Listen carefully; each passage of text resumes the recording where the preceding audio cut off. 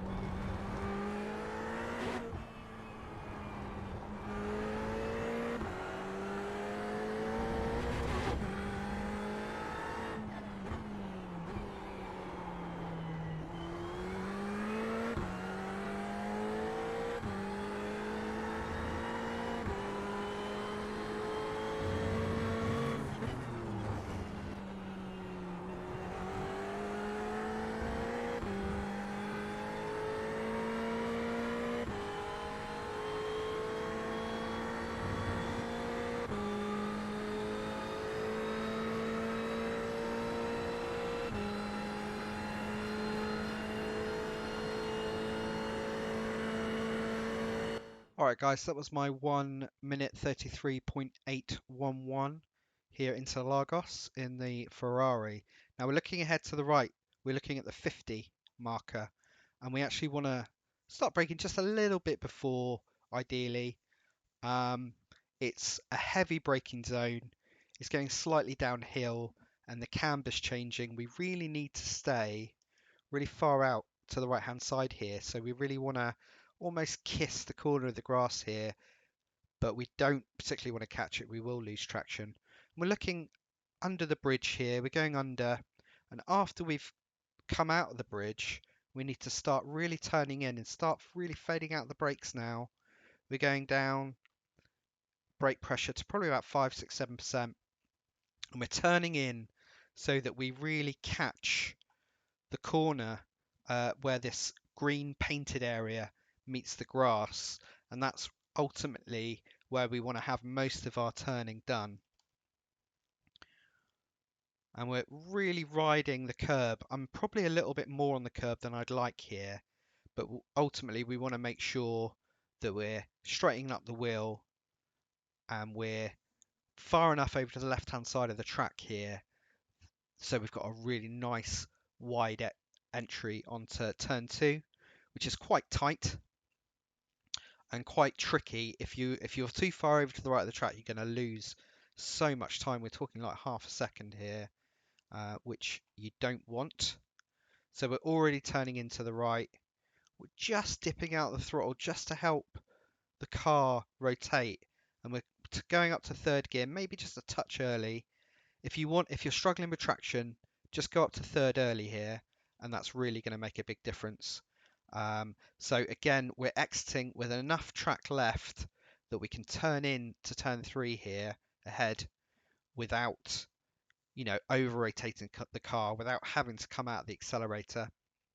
We're keeping it tight to the curb, and then we're letting the car just come out wide. We're keeping a similar turning angle all the way there.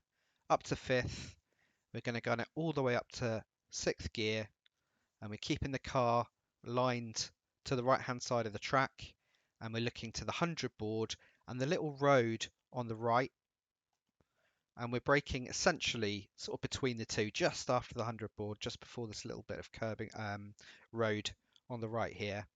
And it's a super heavy braking zone, this, and we're already looking up towards the inside curb, and the track drops away a bit here, so we need to factor that in. So we're coming down to third, and then we're waiting for a turn in, just as, if we just go back a little bit here, these two marks on the track cross over, and that's essentially where we're going to turn in the car. And we want to catch a good bit of this curb, mainly so that we know we've hit the apex, but also because it does tend to jog the car around a little bit, so that we can be on the gas and still make this exit. If you hit any of the green paint here after the curbing, you are going to get a 1x. It's easy to collect 1x's here in a race.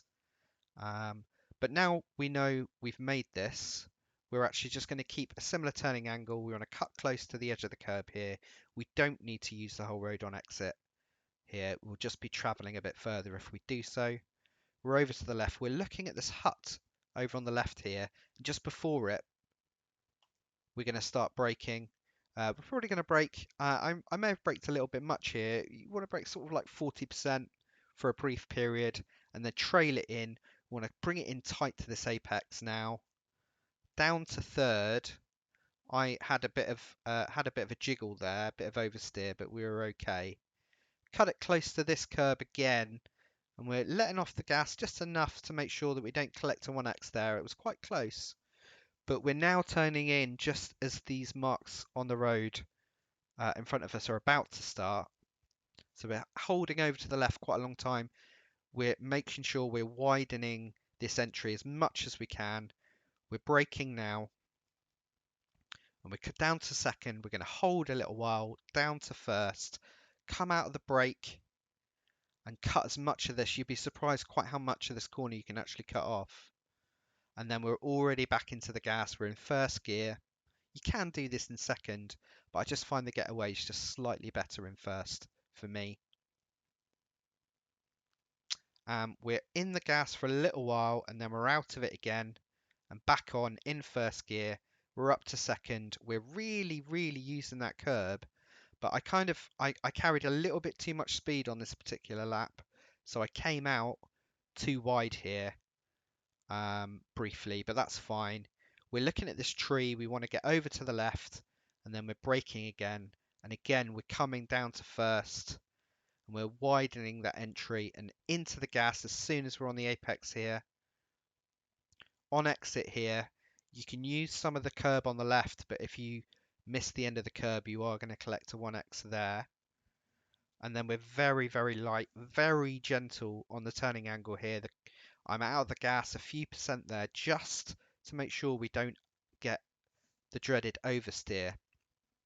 Now we're looking to the entry to, it's technically not the final corner, but the most important big last corner on the track. This is going to make or break you just as much as turns 1 to 3. We're looking at the patch of kind of I don't know, material after the curb here, and there's a big, if we frame up, there's a big line across here right in front of us now, and this is our braking marker. Now we want to position the car straight as a die here, with the wheels almost onto the blue. If we go onto the blue too much, we are going to collect a 1x. We don't want to do that, but we do want to be as wide as we possibly can. And then we're coming down to third, we're down to second, and as this material ends and the concrete starts again, well, that's our cue to start our turn in. And ultimately we want to turn in on the edge, on the very corner where this hatched material hits the road. That's our turn in. And we're just trailing on that brake. We're keeping a few percent of brake in there just to help promote the car to turn. And when we're on this apex, this is when we're back in the gas 100%, and we're easing out of the steering angle just so as we don't scrub the tyres, just so as we don't lose traction. And we're letting the car drift out to this curb. And you can actually use more of this curb beyond the white, green and yellow hatching there. You can go a little bit further, but it gets pretty risky, pretty dodgy out there at this speed on this corner if you do so. And then we want to catch the inside of this curb here. Keep the car pretty tight. We're maintaining a pretty similar steering angle. And then we want to cut off some curb here. It's a very fast corner, and it's surprising how quickly you run out of track if you don't keep that steering angle on. We don't want to use the whole track here. We'll just be wasting meters if we do that. And we want to turn in nice and gently against the railing here. Cut off this bit of the pit entry. That's perfectly permissible. And then we are over the line and ready for another lap here at Interlagos.